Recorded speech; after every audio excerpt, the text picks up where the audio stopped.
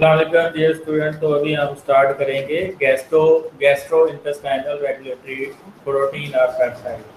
They play an important role to regulate the digestive process and other processes of the body. So what are the peptides which are regulatory in the small intestine? Signaling molecule released from the endocrine cells or gastrointestinal neuron are known as regulatory protein of the small intestine. So characteristic of gastrointestinal peptide: water and electrolyte secretion. They play a role in the water and electrolyte secretion. They play a role in the enzyme secretion. They play a role in the contraction and relaxation of smooth muscle. They play a role in regulate the release of other endocrine peptides. They have role in trophic effects. So there are three types of peptide which are released in the gastrointestinal tract. These are hormone, paracrines, and neurocrines. What are the difference between these three? Hormone release secreted from the small intestine, and then they become the part of portal circulation. Then they go liver. Then they go the systematic circulation, and then they go to the target to perform its function. Then paracrine are diffused from the cell to the neighboring cell to recognize the target cell and to perform its function. What are neurocrine? Neurocrines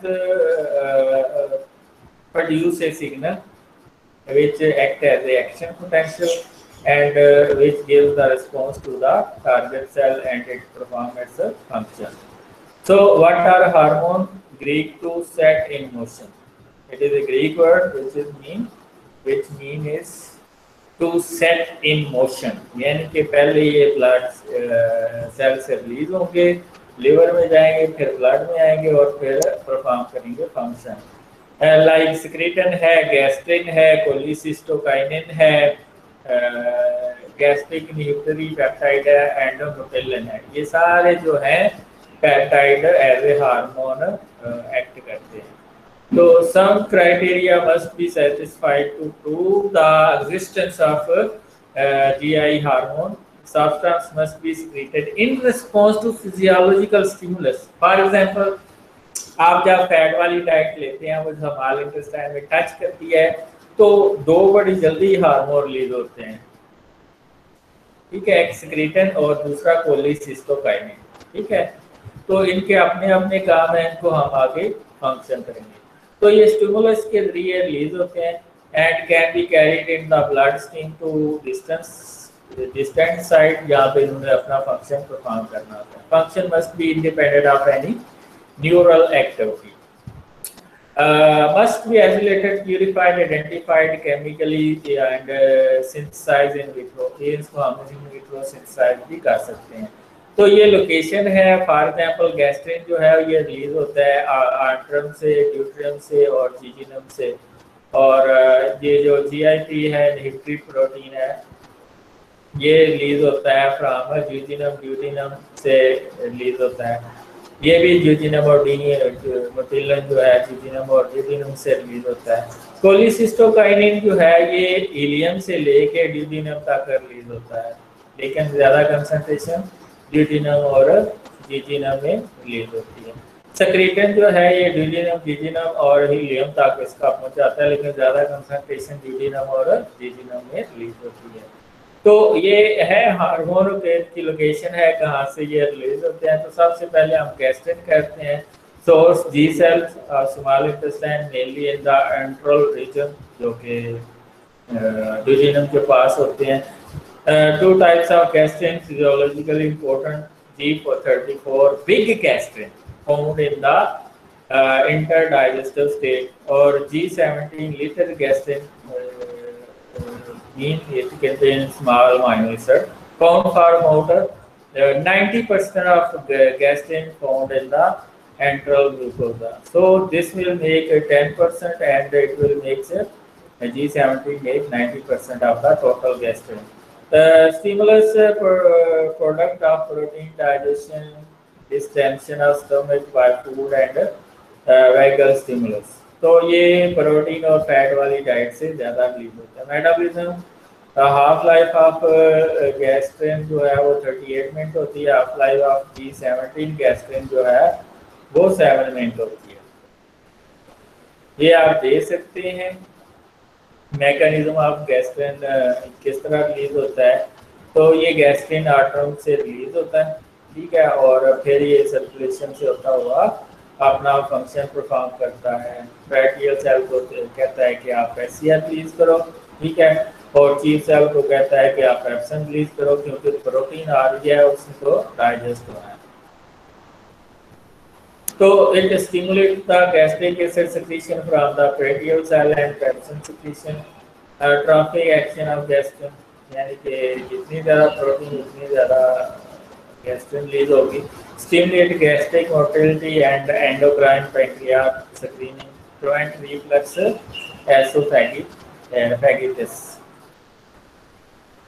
Stimulate insulin secretion. It also has major role in the insulin secretion, cause colonic contraction that initiate gastrocolic reflex after a meal. ये जो gastrocolic reflex आता है मील के बाद, ये इस वजह से आता है, गैस्ट्रिन की वजह से.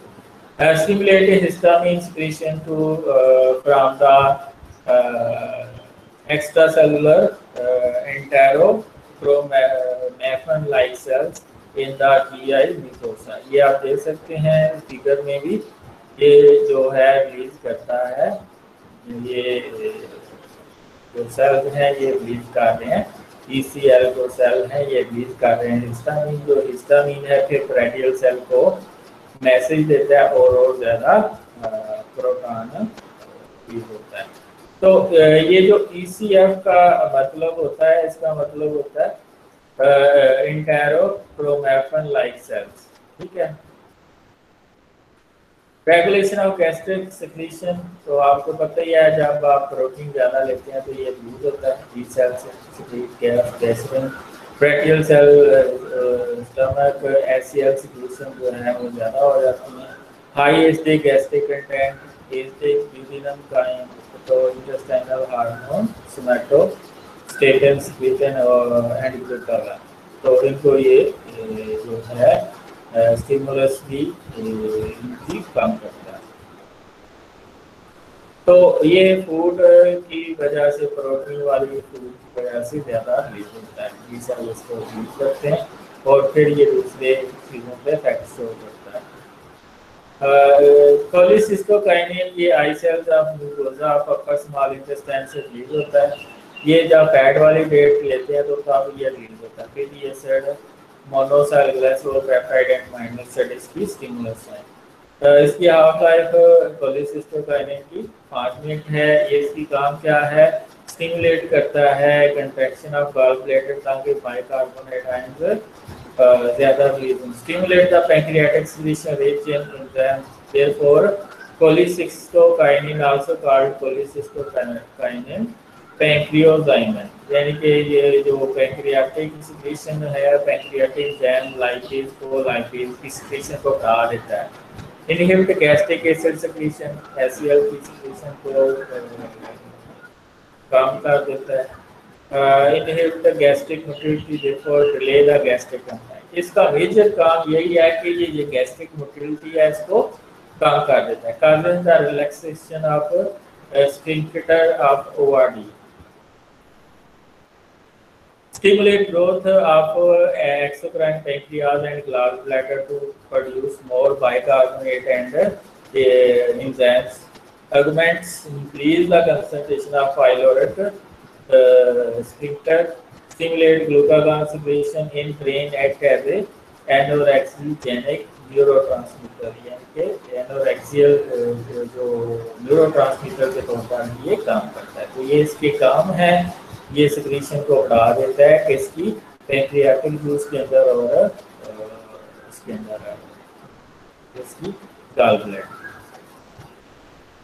और ये प्रोटीन और फैट की डाइजेशन में हेल्प करता है। सिक्रीटन जो है कि ये सिक्रीटन जो है ये भी प्रोटीन और फैट वाली डाइट से, मोस्टली फैट वाली डाइट से रिलीज होता है। इसको S cells of duodenum release करते हैं, लेकिन ये सबसे ज़्यादा कंसंट्रेशन में तब रिलीज होता है जब टच करती है फैटी वाली डाइट आपके ड्यूडिनम पोर्शन में। Function increase secretion of pancreatic juice rich in bicarbonate and bile secretion. असल इसका काम एक है, वो काम क्या है कि जो आपका बाइल है उसके अंदर बाइकार्बोनेट की सिक्रीशन को बढ़ा देना, इसके अलावा बाइल सिक्रीशन को बढ़ा देना।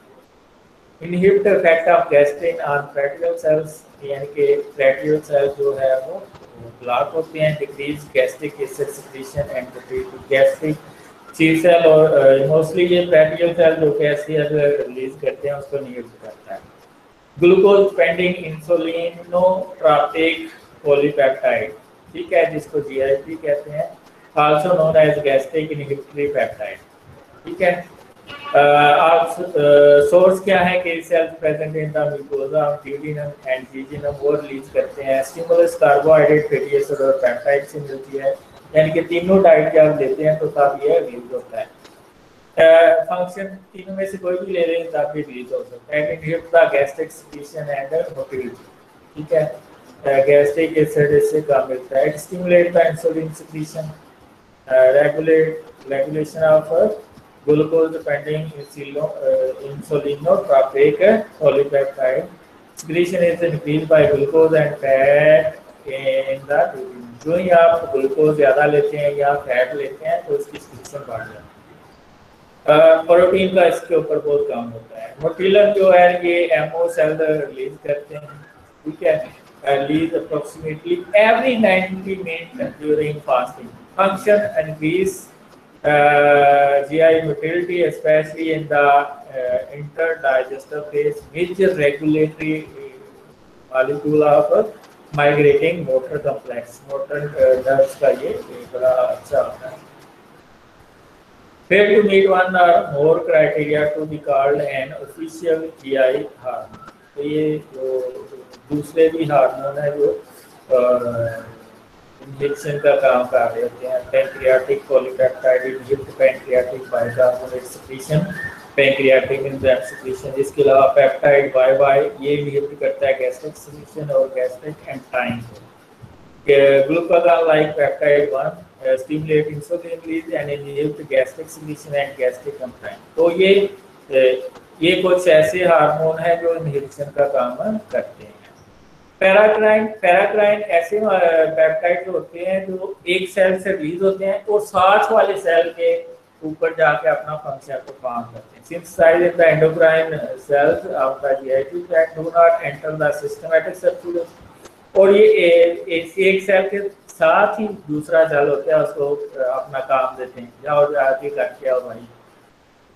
Act locally reaching their target cell by diffusing over a short distance.